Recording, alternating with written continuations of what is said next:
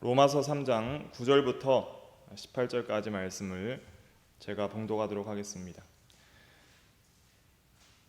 그러면 어떠하냐? 우리는 나으냐? 결코 아니라. 유대인이나 헬라인이나 다 죄 아래 있다고 우리가 이미 선언하였느니라. 기록된 바 의인은 없나니 하나도 없으며 깨닫는 자도 없고 하나님을 찾는 자도 없고 다 치우쳐 함께 무익하게 되고 선을 행하는 자는 없나니 하나도 없도다. 그들의 목구멍은 열린 무덤이요 그 혀로는 속임을 일삼으며 그 입술에는 독사의 독이 있고 그 입에는 저주와 악독이 가득하고 그 발은 피 흘리는 데 빠른지라. 파멸과 고생이 그 길에 있어 평강의 길을 알지 못하였고 그들의 눈앞에 하나님을 두려워함이 없느니라 함과 같으니라. 아멘. 이 시간 말씀의 제목은 인간의 전적 타락입니다. 인간의 전적 타락이라는 제목으로 하나님의 말씀을 증거하겠습니다. 우리가 소위 개혁교회 내에서 신앙생활을 오래 하신 분들은 전적 타락이라는 말씀을 한 번쯤은 들어보셨을 것입니다. 인간은 다 죄 아래 있다고 로마서 3장 9절에 말을 하고 있습니다. 우리는 나으냐? 결코 아니라 그랬습니다. 모든 사람은 다 죄인임을 성경은 선포하고 있습니다. 그리고 의인은 없나니 하나도 없다고 분명히 말씀을 하고 있습니다. 우리는 자신의 내적인 증거나 성경의 증거를 통해서 우리 모든 사람들은 완벽한 의인이 아님을 깨달을 수 있습니다. 그러면 여러분들은 자신들이 죄인이라고 생각을 하십니까? 바울은 자신을 가리켜서 죄인 중에 괴수, 즉 죄인 중에 우두머리라 그랬습니다. 자기보다 더 큰 죄인은 없다고 그렇게 말을 했습니다. 그런데 오늘날 사람들은 불신자들뿐 아니라 그리스도인들조차 자기가 다른 사람과 비교해 볼 때 그렇게 악하다고는 생각을 하지 않는 것 같습니다. 자기가 죄인임을 인정은 하지만 그러나 다른 사람과 비교해서 내가 저 사람보다는 그래도 선하지 않는가? 나는 그렇게 전적으로 타락한 완전히 더 이상 악해질 수 없을 만큼 악한 죄인은 아니야 라고 생각을 하는 것 같습니다. 믿는 그리스도인들조차 그렇게 생각을 하는 것 같다는 말입니다. 우리가 다니엘, 욥, 요셉, 바울 같은 사람과 비교하면 우리가 훨씬 악한 사람이라고 믿지만은 그러나 우리가 오늘날 이슈가 되는 조두순이나 조주빈 같은 사람들과 비교해 봤을 때는 그런 사람들보다는 우리가 훨씬 의롭지 않은가 생각을 한다는 것이죠. 그러나 성경은 분명히 말을 하고 있습니다. 의인은 없나니 하나도 없다고. 누가복음 18장에 보면 한 바리새인은 세리와 자신을 비교해서 자기가 의롭다고 생각을 합니다. 저 세리보다는 내가 의롭지 않습니까? 나는 일주일에 2번 금식하며 11조를 바치며 세리들과 같이 토색, 불의, 간음하는 자들과 같지 않습니다 라고 자기를 스스로 의롭다고 믿고 다른 사람을 멸시하는 내용이 나오고 있습니다. 우리는 그렇지 않습니까? 내가 정말 죄인이라고 믿고 그리고 나보다 더 악한 죄인은 없다고 바울처럼 정말 그렇게 믿고 있느냐는 것이죠. 우리는 왜 그렇게 내가 가장 죄인 중에 괴수라는 생각을 잘 하지 않을까요? 그것은 하나님의 관점에서 자기를 바라보지 못하기 때문입니다. 우리는 서로 사람들과 비교해서 자기 관점으로 또 사람들의 관점으로 자신을 바라보기 때문에 상대적으로 자신을 평가하는 경우들이 많이 있습니다. 그렇기 때문에 자기가 다른 사람과 비교해서는 죄인이고 다른 사람과 비교해서는 의인이고 라는 그런 평가를 하게 되는 것이죠. 그러나 성경은 분명히 말하고 있는데 우리가 하나님 앞에서 죄인이라는 것은 하나님의 관점에서 바라볼 때 그렇다는 것입니다.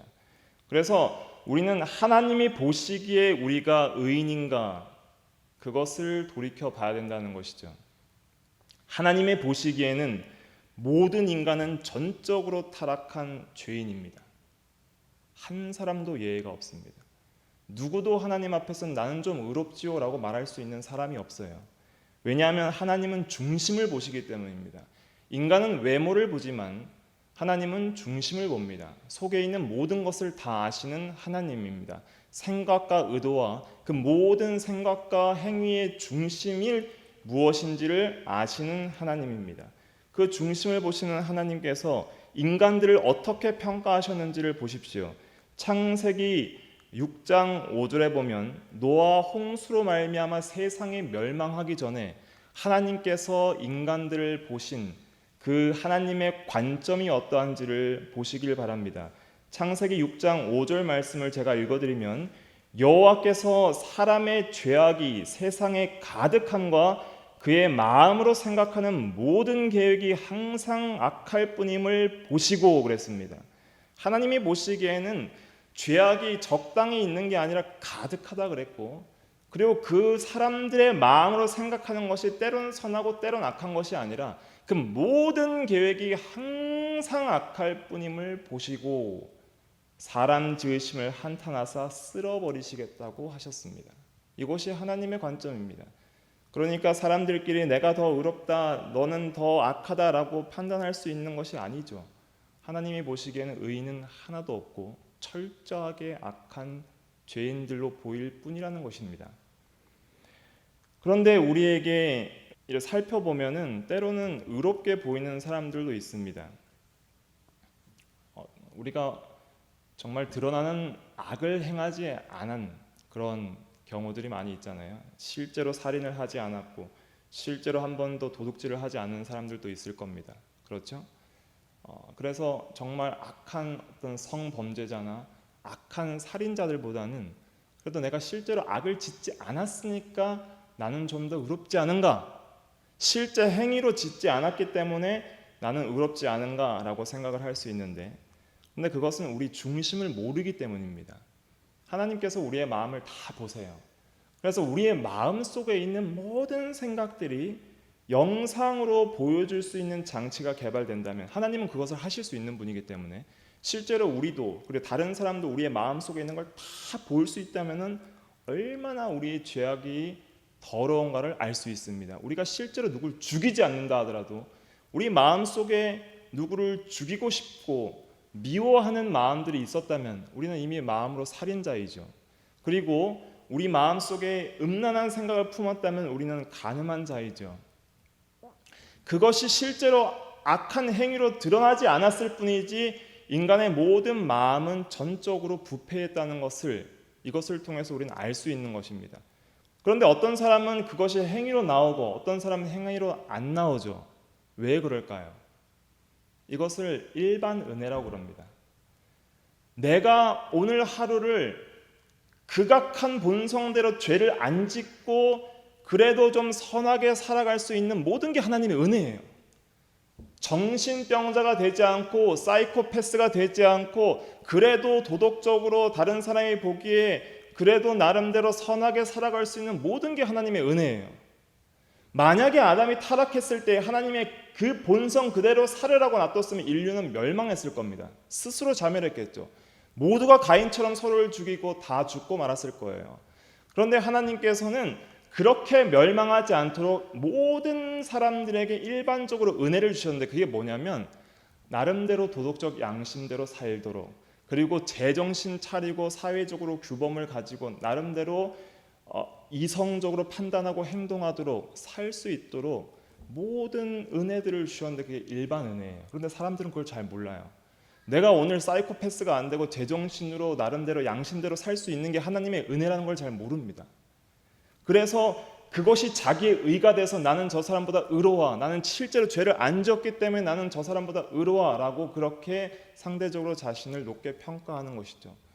그러나 그 모든 게 하나님의 은혜이고 하나님의 은혜가 아니면 나는 내일 당장 정신병자가 되고 사이코패스도 될 수 있는 그런 완악한 부패한 마음을 가지고 있다는 것을 알 때에는 우리는 절대 교만할 수가 없는 것이죠. 그런데 홍수를 통해 멸망하고 노아 이후 시대도 지금까지 사람의 마음에 계약하는 바가 항상 악할 뿐임을 하나님은 계속 보시고 계십니다. 그래서 창세기 8장 21절에 홍수 이후에 하나님의 말씀은 무엇이냐면 창세기 8장 21절에 보면은 사람의 마음의 계획이 어려서부터 악함이라 그랬습니다.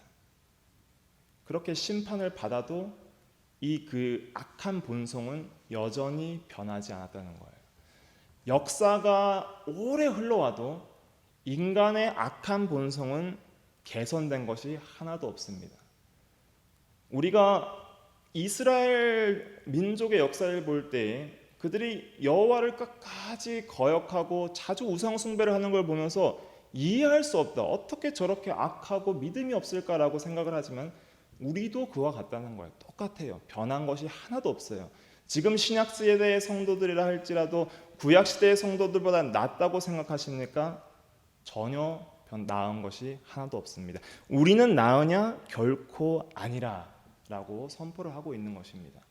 그래서 예레미야 17장 9절에는 만물보다 거짓되고 심히 부패한 것이 마음이라 그랬는데 누가 능히 이를 알리오마는 이랬습니다.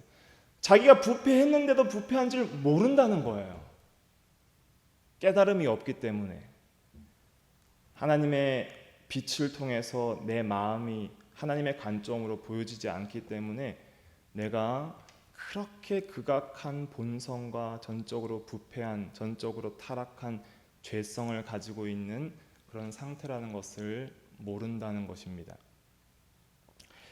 그럼 오늘 제목이 인간의 전적 타락인데 이 전적 타락이라는 의미는 무엇일까요? 보통 저도 전적 타락이라는 말을 들었을 때 저는 이렇게 생각했습니다. 정말 더 이상 타락할 수 없을 정도로 완벽하게 악한, 완벽하게 타락한 그런 것을 전적 타락이라고 하는구나 그렇게 생각을 했어요. 그런데 교리적으로 전적 타락을 말할 때는 정도를 말하는 것은 아니에요. 사람들마다 실제적으로 우리가 볼 때 정도의 차이는 있어요. 조두순이나 조주빈 같이 우리는 살지는 않잖아요. 좀 더 예수 안 믿는 사람들도 불교의 스님들도 좀 더 거룩하게 살아가는 사람들도 있어 보여요. 정도의 차이는 있습니다. 왜 있냐면 그게 인간이 어떤 사람은 선하고 어떤 사람은 실제로 악해서가 아니라 하나님 은혜 때문에 그런 거예요. 일반 은혜 때문에 그 은혜 가운데에 있어서 정도의 차이가 존재를 하는 거예요. 그런데 전적인 타락이라는 것은 정도의 차이를 말하는 것이 아니라 정도를 말하는 것이 아니라 범위를 말하는 것입니다. 범위. 전적이라는 것은 우리 본성, 우리 마음 안에 한 부분도 타락되지 않은 부분이 없다는 것을 말하는 거예요. 전체적인 우리의 마음이 다 타락이 됐다는 것을 가리켜서 전적인 타락이라고 하는 것입니다. 그래서 이 말씀을 이해하는 것이 왜 중요하냐면 우리가 전적 타락을 믿는다면 우리 안에 내세울 의의가 하나도 없다는 거예요. 그리고 우리 스스로 구원받을 수 있는 그런 가능성이 하나도 없다는 것을 고백하는 겁니다.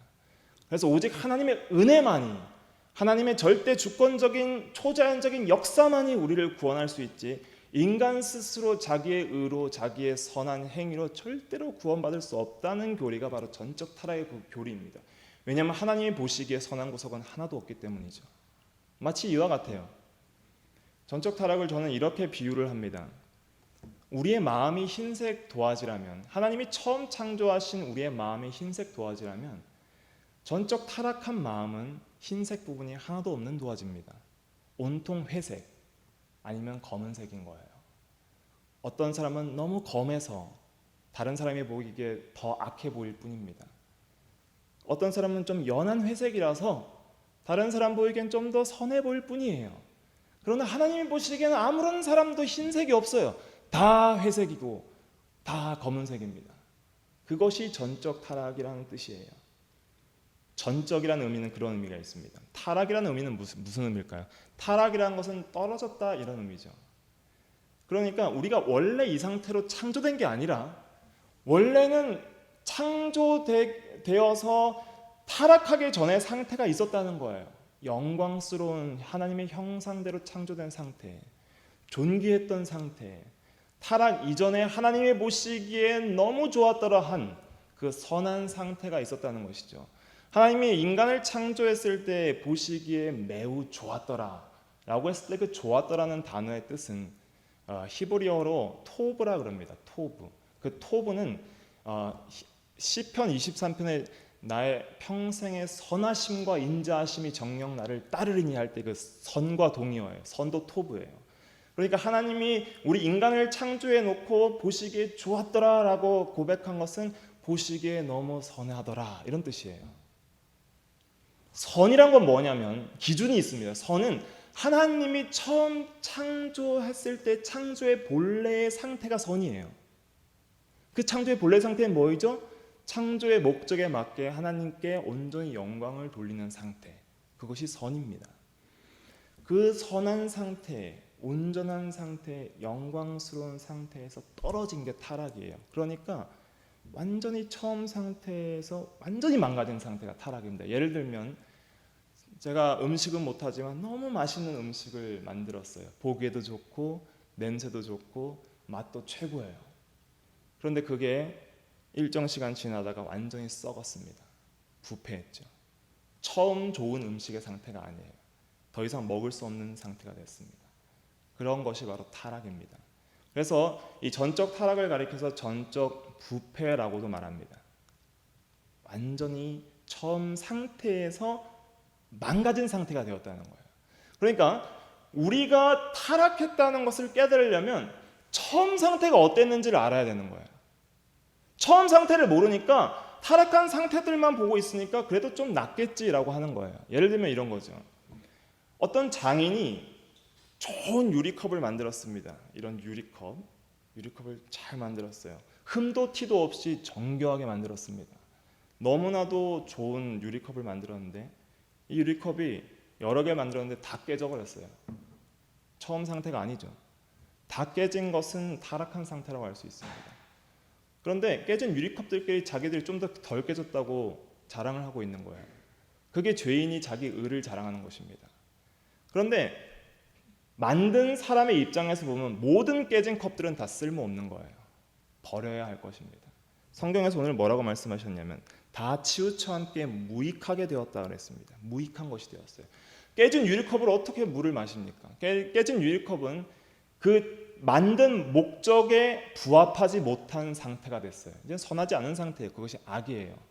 하나님이 보시기에 인간이 악하다는 것은 처음 창조의 목적에 부합하지 않은, 하나님이 인간을 창조할 때 인간은 이랬으면 좋겠다 하는 하나님의 그 선하신 뜻이 있었어요.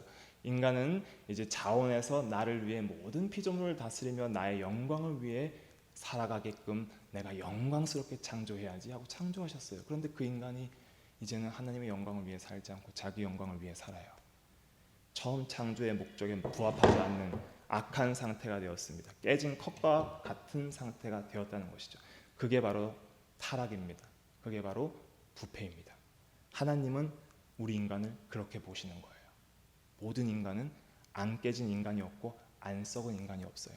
모든 마음에 하나님이 보시기에 심히 좋다고 말할 수 있는 인간은 단 한 명도 없다는 것입니다.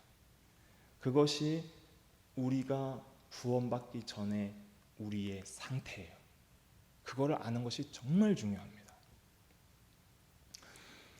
완전히 악할 수 있지만은 하나님의 은혜로 일반적인 불신자들에게 주시는 은혜 때문에 어느 정도 선하게 살아가고 있는 것뿐이에요. 만약 그 은혜가 없으면 교회가 어떻게 생기겠습니까? 그 은혜가 없으면 국가가 어떻게 생기겠어요? 그 은혜가 없으면 어떻게 사회가 존속되겠어요? 그 은혜가 없으면 어떻게 인류 역사가 보존되겠습니까? 그 은혜가 없으면 어떻게 성경이 지금까지 기록되어 있고 또 하나님께서 구원하시는 그 역사가 어떻게 이루어져 나가겠습니까? 일반 은혜로 사람들이 그래도 어느 정도 사회생활을 할 수 있을 정도로 선하게 살 수 있게 해주시니까 사회가 돌아가는 것이죠. 그런데 우리가 그렇기 때문에 이 전적 타락이라는 것은 우리가 정말 극악하게 완전히 타락할 수 있지만은 아직은 하나님의 은혜 때문에 사람마다 정도의 차이는 있는 것을 인정하는 교리입니다. 그러므로 전적 타락은 그 정도의 차이는 인정하되 그러나 그 범위에 있어서는 어떻다고요? 범위는 우리 인간 전체가 완전히 흰색이 하나도 없이 모든 영역에서 타락했다는 것이 바로 전적 타락의 의미입니다. 그 말씀을 오늘 읽은 본문에서 자세하게 설명을 하고 있어요. 우리 마음이 타락했다는 것은 우리의 지성과 감성과 의지가 완전히 타락했다는 것입니다. 전적으로. 그래서 오늘 이 시간은 세 가지를 중심으로 살펴볼 텐데, 지성의 타락, 감성의 타락, 의지의 타락이에요. 그러니까 우리가 전적으로 타락했다는 것은 우리의 마음이 완전히 부패했다는 것인데, 그 마음은 인격적인 작용을 하는 것이고, 그 마음의 인격적인 작용을 따라 인간이 살아가는 것입니다. 그 인격적인 작용은 세 가지로 나누어지는데, 지정의, 즉 지식과 감정과 의지로 나누어집니다. 그 인격이, 그 전인격이 하나도 선한 구석이 없이 다 타락했다는 거예요. 첫째, 지성의 타락을 뭐라고 지적하고 있냐면 11절을 보세요. 로마서 1장 11절에 보면 깨닫는 자도 없고 라고 하고 있습니다. 아담이 처음 창조될 때의 지성은 어땠을까요? 하나님의 계시를 완전히 이해하는 지성이었습니다.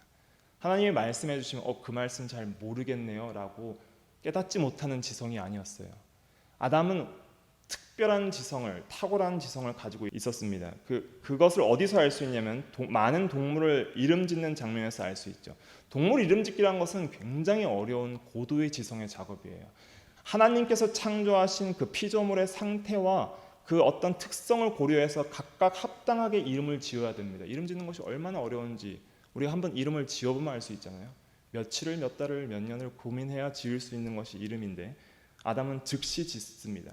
그리고 더 중요한 건 뭐냐면 그 이름 지은 것을 하나도 까먹지 않아요. 우리는 하나님의 말씀을 많이 듣지만은, 많이 읽지만은 계속 까먹습니다. 잊어버려요. 그런데 아담은 절대 그런 것이 없었다는 거예요. 그러니까 우리가 아무리 IQ가 좋아도 타락한 지성입니다.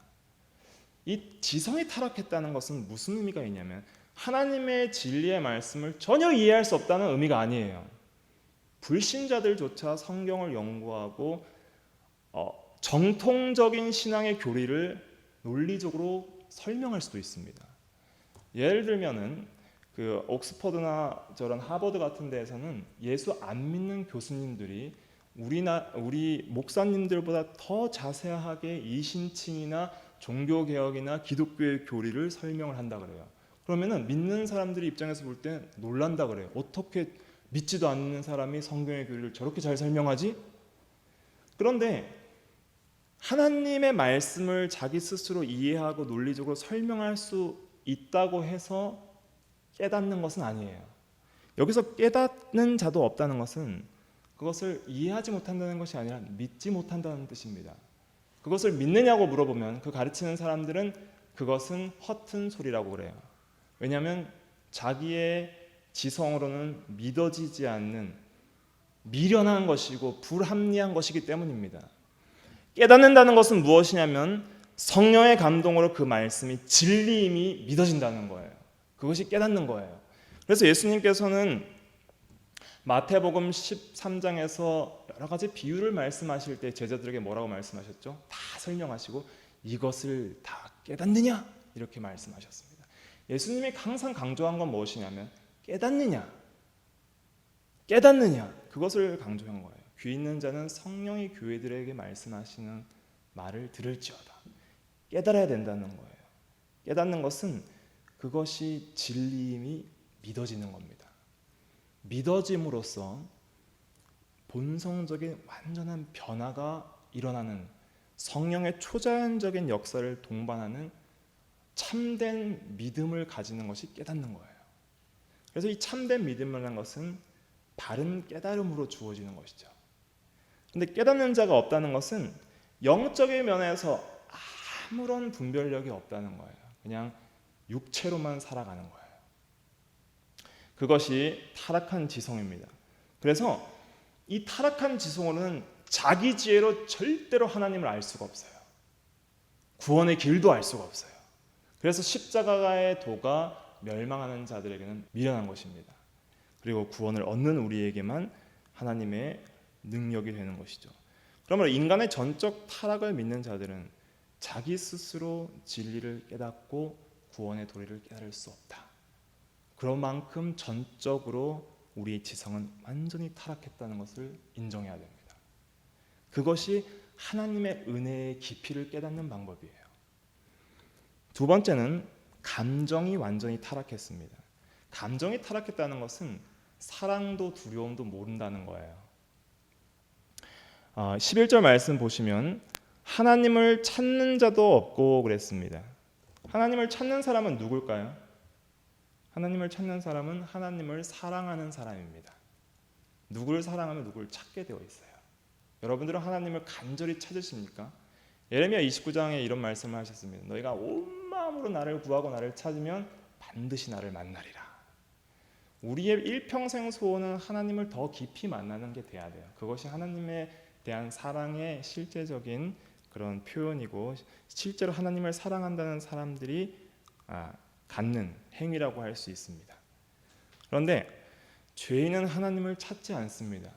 그것을 어디서 할 수 있냐면 아담이 범죄하자마자 하나님을 피해 동산 나무 사이에 숨은 것을 통해서 알 수 있어요. 모든 죄인은 하나님을 피합니다. 범죄자가 경찰을 피하는 것과 똑같아요. 공의로 심판하시는 하나님을 절대로 사랑할 수 없고 그리고 그 앞에 설 수 없기 때문에 피하는 거예요. 하나님을 미워하고 하나님을 대적하는 마음이 있기 때문에 피하는 것입니다. 그래서 하나님을 찾는 자가 없어요. 타락하기 전에 아담의 마음은 하나님을 사랑하고 하나님을 찾는 그런 마음이 있었습니다. 하나님의 마음이 아담에게 그대로 전달됐고 아담의 마음도 하나님께 전달이 되었어요. 그래서 하나님의 마음을 알아서 자기도 하나님을 사랑하게 되었던 것이죠. 그런데 우리는 하나님의 마음을 잘 몰라요. 하나님의 사랑도 잘 몰라요. 그러니까 우리가 하나님도 잘 사랑하지 않아요. 하나님도 찾지도 않아요. 그리고 하나님을 실제적으로 두려워하지도 않아요. 하나님을 경외하지 않아요. 하나님의 그 존귀하심과 초월성과 거룩하심 때문에 하나님 앞에 두렵고 떠는 마음들이 별로 없어요. 그것이 감정이 타락됐다는 증거입니다. 그리고 의지도 타락했습니다. 이 의지라는 것은 무엇일까요? 지성과 감정은 좀 우리가 이해를 할 수가 있는데 이 의지라는 것은 무엇이냐면 모든 행동을 결정하는 우리 인간의 뜻입니다. 그게 의지예요. 그래서 의지대로 우리가 행동하게 되어 있어요. 의지는 행동을 주관하는 인격적인 작용이에요. 내가 어떤 의지를 가지고 있느냐에 따라서 우리의 행동이 결정돼요. 내가 오늘 일찍 일어나겠다. 그러면 그 의지를 가지고 일찍 일어납니다. 또 내가 오늘 어떤 일을 하겠다. 계획을 세워서 이대로 실천하겠다. 의지를 가지고 그 일을 하는 거예요. 그래서 의지는 행동을 주관을 하는 인격적인 작용을 가리키는 것입니다. 그런데 타락전 인간은 하나님께 잘 순종을 했어요. 그리고 하나님께 절대 순종하고 절대 하나님을 의지했습니다. 그런데 타락한 인간은 다 하나님께 복종하지 않습니다. 그 누구도 복종하지 않습니다. 오직 자기에게만 복종해요. 그래서 자기 중심이 되었다는 거예요. 그러니까 다른 사람들에게 순종하거나 하나님께 순종하는 것 없이 누구에게도 굴복하지 않는 그 마음이 타락한 의지예요. 그걸 방종이라고 합니다. 무절제함. 자기가 원하는 대로 살아가겠다는 거예요. 그런데 일반적으로 볼 때 우리가 다른 사람에게 좀 순종적인 사람이 있잖아요. 그러니까 자기가 원하는 대로만 순종을 하는 거예요. 자기가 원하지 않는 사람에게는 절대 순종하지 않습니다. 자기가 하나님께 순종하기를 원하지 않기 때문에 우리가 순종하지 않는 거예요. 그것이 의지의 타락입니다. 그래서 우리의 마음 자체가 하나님을 모르고 사랑하지 않고 두려워하지 않기 때문에 우리의 의지도 모든 삶 가운데서 우리의 의지는 하나님께 절대 불순종적인 거예요. 그래서 하나님의 보시기에 다 선을 행하는 자가 하나도 없는 거예요. 하나님께 마음과 뜻과 목숨과 힘을 다해 온전히 순종해야 하나님 보시기에 선인데 하나님 보시기에는 선을 행하는 자가 없나니 하나도 없는 거예요. 그래서 하나님 보시기에 모든 인간은 어떻게 되었어요? 12절에 보니까 다 치우쳤다는 건 뭐예요? 처음 창조의 본래의 목적에 부합한 상태가 안 되고 창조의 원래의 상태에서 다 변질되었다는 뜻입니다. 다 치우쳐 함께 깨진 컵이나 상한 음식처럼 무익하게 되고 하나님 앞에 온전히 순종하지 않는, 선을 행하는 자가 없는 그런 자들이 되었습니다. 그러면 이렇게 지성과 감성과 의지가 온전히 전적으로 타락하고 부패한 인간이 하는 것은 무엇일까요? 그것이 13절부터 기록이 되어 있습니다. 13절부터 읽어드리면, 그들의 목구멍은 열린 무덤이요 그 혀로는 속임을 일삼으며 그 입술에는 독사의 독이 있고 그 입에는 저주와 악독이 가득하고, 이 말은 입으로 짓는 죄들을 말하고 있는데 그 마음의 모든 부패한 것들이 입으로 나오는 거예요. 그래서 예수님께서 이것을 지적하셨습니다. 회칠한 무덤이요 겉은 깨끗하되 속은 썩은 시체로다. 속이 부패했기 때문에 겉으로 나오는 게 뭐예요? 다 악한 말만 나온다는 겁니다. 그래서 목구멍이 열린 무덤이라는 거예요. 무덤이 열리면 시체 썩은 냄새가 나게 되어 있습니다. 우리 하는 모든 말이 그렇게 악한 부패한 본성대로 나온다는 것을 말하고 있는 것이죠. 그리고 우리의 행위는 어떻습니까? 15절에 보면 그 발은 피 흘리는데 빠른지라 그랬습니다. 그래서 모든 행위가 하나님 보시기에 악한 행위를 한다는 것입니다. 피 흘린다는 것은 사람을 죽인다는 것이죠.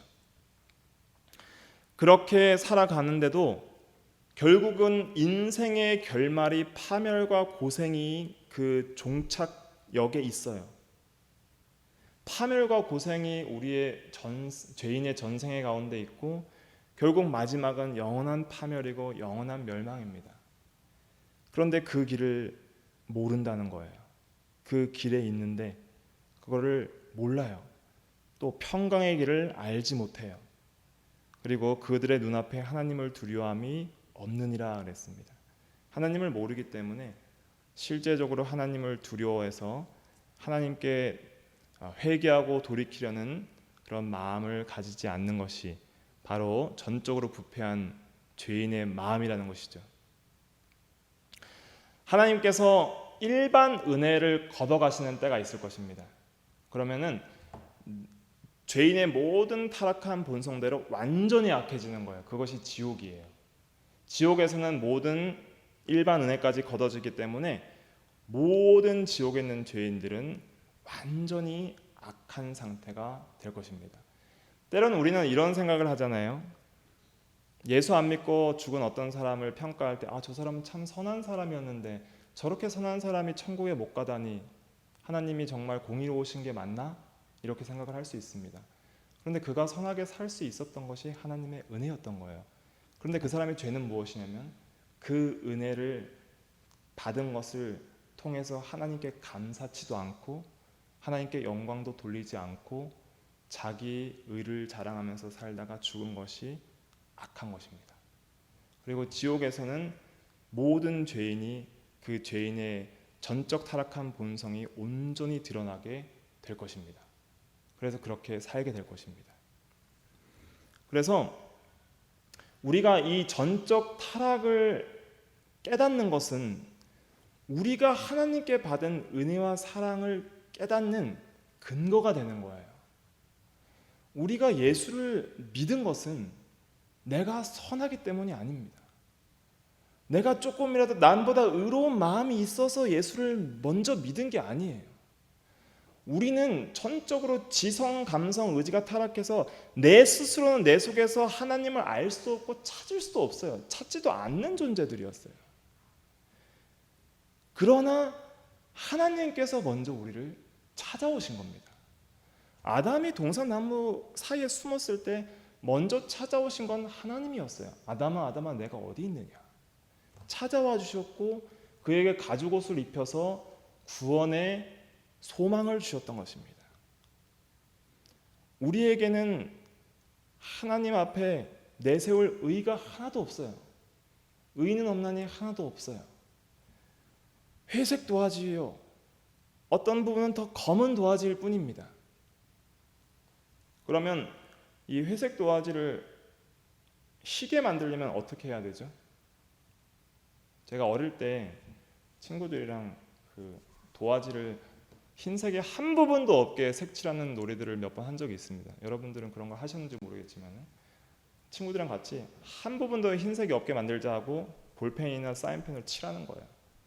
완전히 까맣게 칠하고 나면 이제 흰색이 하나도 없어요. 그럼 그 도화지를 희게 만들려면 어떻게 해야 됩니까? 버리고 새 걸 사야 되는 거예요. 음식이 썩어서 부패하면 그걸 어떻게 개선할 수 있죠? 어떻게 먹을 수 있나요? 버려야 돼요. 그래서 새 음식을 만들어야 됩니다. 우리가 가지고 있는 의는 고칠 수 있는 게 아니에요. 개선해서 하나님 앞에 좀 바꿨으니까 받아주십시오 라고 할 수 있는 의가 아니에요. 하나님이 보시기에는 다 극악한 죄인인 전적인 타락한 죄성뿐이지 하나님 앞에 내세울 수 있는 의는 하나도 없어요. 우리가 구원받으려면 의를 받아야 되는 거예요. 새 의를. 예수 그리스도의 의를 받아야 되는 것입니다. 그래서 우리가 그리스도의 구속으로 말미암아 값없이 은혜로 의롭다함을 받는 거예요. 그것이 오직 은혜예요. 오직 믿음이고. 그리고 우리가 하나님을 알 수 없는 자였는데 하나님께서 우리에게 영적인 깨달음을 주셨습니다. 우리가 진리를 하나라도 깨닫게 되고 그리고 그 진리를 사랑하게 되고 그 진리를 하나라도 오늘날 순종하고 죄짓지 않고 살아갈 수 있는 것은 내가 의로워서가 아니고 하나님께서 은혜를 주셨기 때문이에요. 지금 제가 말씀드리는 이 은혜들은 특별 은혜라고 합니다. 하나님께서 특별하게 주시는 은혜예요. 우리를 찾아오시고 우리를 개인적으로 불러주시는 거예요.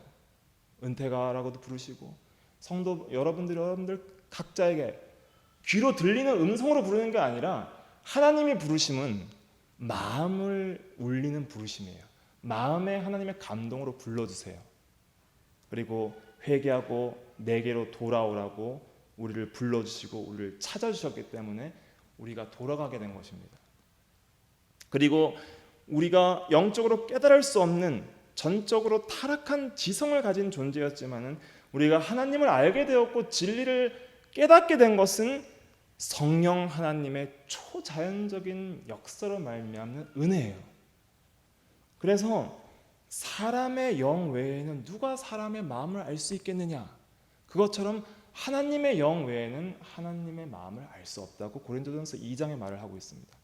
그러면서 우리에게 성령을 주셔서 성령께서 우리에게 모든 것을 가르치고 영적인 깨달음을 주셨다고 증거하고 있어요. 고린도전서 2장 13절 말씀 제가 읽어드리면 사람의 지혜가 가르친 말로 아니하고 오직 성령께서 가르치신 것으로 하니 영적인 일은 영적으로 분별하느니라 그랬습니다. 그래서 우리에게 주신 하나님의 성령께서 우리를 가르쳐 주셨기 때문에 우리가 영적인 것을 깨달을 수 있게 된 것입니다. 그것이 정말 말할 수 없는 은혜입니다. 그래서 우리는 눈을 뜨게 된 거예요. 그래서 우리가 구원받는 것은 중생과 칭의 이 두 가지를 깨달아야 되는데 이 중생이라는 것은 무엇이냐면은 완전히 전에 없었던 새로운 생명을 창조해 주시는 거예요. 썩은 음식과 검은 도화지를 버리고 새 도화지와 새 음식을 사듯이 우리의 옛 본성, 전적으로 타락한 본성을 파괴시키시고 우리 안에 새로운 본성, 새 마음, 새 사람을 창조해 주시는 것입니다. 그것이 우리가 받은 구원이에요. 그래서 우리가 하나님을 향해서 이제는 살아갈 수 있도록 그렇게 새로운 피조물이 된 것입니다. 그리고 그런 새로운 생명과 새로운 마음만 주신 것이 아니라 우리에게 그리스도의 온전한 의도 전가시켜 주셔서 우리가 하나님 보시기에 의롭다 하심을 받게 된 것이죠. 그래서 우리가 이 전적인 타락을 이해하고 이것을 믿어야 되는 이유는 우리가 받은 은혜가 전적으로 하나님의 은혜라는 것, 하나님의 주권에 있다는 것을 우리가 믿어야 하기 때문입니다. 그러므로 우리는 하나님만을 높여야 돼요. 오늘날도 너무 많은 사람들이 자기 의로, 자기 스스로 무엇인가 할 수 있다고 생각을 하지만은 그것은 성경적이지 않은 것입니다. 우리는 오직 은혜로 살아가는 거예요. 내게 주신 하나님의 은혜를 따라 내가 다른 모든 사도들보다 더 수고하였으나 이것은 내가 한 것이 아니요 오직 나와 함께 하사 나에게 은혜를 주신 하나님의 은혜로 한 것이다 라고 바울이 고백했잖아요. 그것처럼 우리가 오늘 하루하루를 숨쉬고 살아갈 수 있는 것도 은혜고, 우리가 미치지 않고 제정신으로 겨우겨우 하루를 살아갈 수 있는 것도 은혜예요. 그리고 우리가 악으로 치달아서 악한 행위로 완전히 죄를 짓지 않고 그래도 양심대로 두려워하고 선을 행하고 그래도 선하게 살아갈 수 있는 모든 것이 은혜예요. 그것뿐만 아니라 내가 하나님을 알게 되었고 하나님을 만나고 진리를 깨닫고 그리고 하나님 앞에 의롭다고 인정받을 수 있는 모든 게 은혜예요. 그렇기 때문에 이 은혜를 항상 기억하고 감격하는 사람은 이제는 자원해서 하나님 앞에 순종하게 되어 있습니다. 모든 것이 은혜라는 것은 그러면 내가 할 것이 없네, 나는 그냥 내 마음대로 살고 하나님이 다 하셔야 되네, 이런 의미가 아니에요. 모든 것이 은혜라는 것은 하나님만을 높이는 교리입니다. 그리고 이제는 인간의 모든 그 공로나 의를 인정하지 않는 교리예요. 전적인 타락은 바로 그런 교리입니다. 그래서 우리가 받은 모든 것이 은혜라는 것을 아는 사람은 이제는 전과 같이 살 수가 없는 거예요.